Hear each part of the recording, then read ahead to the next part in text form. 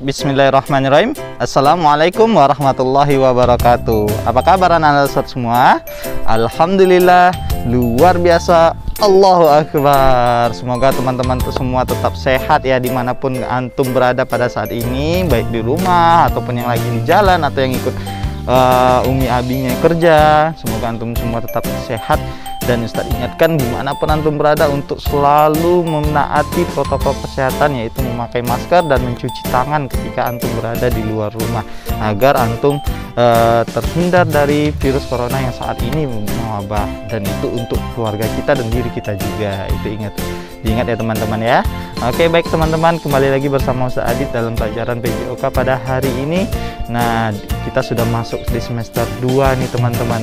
Nah, semoga teman-teman siap untuk belajar, sudah liburan, sudah jalan-jalan, maka harus siap untuk belajar ya di semester 2 ini. Oke. Nah, sungguh disayangkan sekali di semester 2 ini juga kita masih berada dalam kondisi wabah virus corona ini, sehingga kita tetap belajar daring ya teman-teman ya. Nah, kita berdoa agar musibah ini cepat berlalu dan kita bisa mengambil pelajaran dari musibah ini, agar kita lebih taat, lebih dekat kepada Allah Subhanahu wa Ta'ala. Oke, baik, kita mulai belajar teman-teman. Nah, pada semester 2 ini dalam pertama kita yaitu mengenai kombinasi pola gerak dominan pada senam ketangkasan menggunakan alat teman-teman. Nah, tujuan pembelajaran kita pada hari ini adalah memahami gerak dasar dominan pada senam ketangkasan. Yang kedua adalah mempraktekkan gerak dasar dominan pada senam ketangkasan. Nah, sebelum kita mulai belajar, sebelum kita bahas materi kita hari ini, Ustadz mau tanya dulu sama antum semua. Kenapa ya seseorang itu harus punya tubuh yang kuat, sehat, dan energik gitu?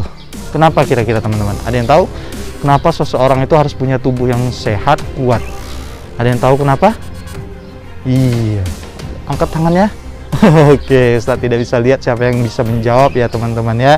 Oke, jawabannya adalah karena teman-teman, tubuh yang sehat dan kuat itu sangat dibutuhkan oleh kita sebagai seorang manusia ini.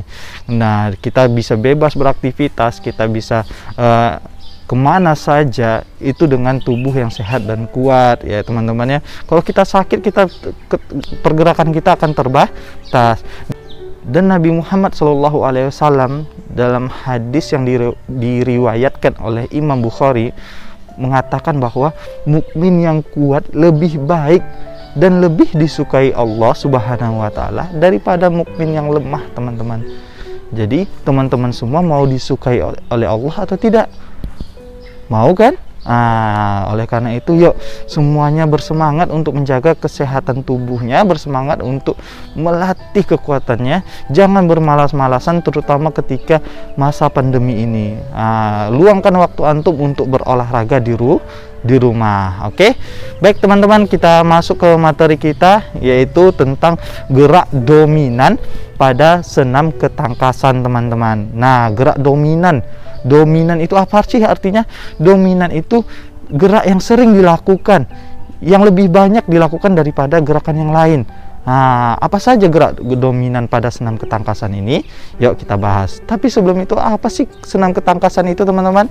Nah, senam ketangkasan adalah rangkaian gerakan senam yang dilakukan baik menggunakan alat bantu maupun tidak menggunakan alat bantu. Oke, bisa dipahami sampai di sini ya. Senam gerak dominan pada senam ketangkasan itu dibagi menjadi beberapa teman-teman. Yang pertama yaitu berlari dan melompat.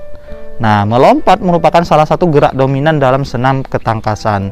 Melompat dilakukan dengan tumpuan satu kaki teman-teman. Saat melakukan gerak melompat, gerakan diawali dengan awalan. Nah, awalannya ini ngapain? Awalannya ini berlari dulu teman-teman, agar lompatannya kuat ya. Jadi kita ambil langkah atau jarak di titik kita melompat, dari titik start itu kurang lebih 10 meter. Kemudian kita berlari sebagai awalannya. Setelah itu melompat itu menggunakan satu kaki. Nah, kemudian melompat, dan yang terakhir adalah mendarat itu menggunakan dua kaki. Jadi teman-teman, Ustadz ulangi sekali lagi, ada 3 tahap dalam melompat itu. Yang pertama awalan, kemudian melompat, yang ketiga mendarat. Oke, bisa dipahami ya teman-teman ya. Nah, yang kedua yaitu meloncat dan menggantung teman-teman.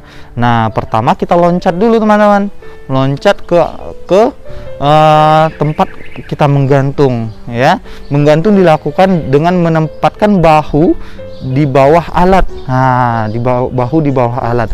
Latihan menggantung meningkatkan kekuatan dan daya tahan otot tangan teman-teman. Oke, teknik menggantung dilakukan dengan pegangan atas dan pegangan bawah. Ini contoh pegangan atas dan ini contoh pegangan bawah. Bisa dipahami ya.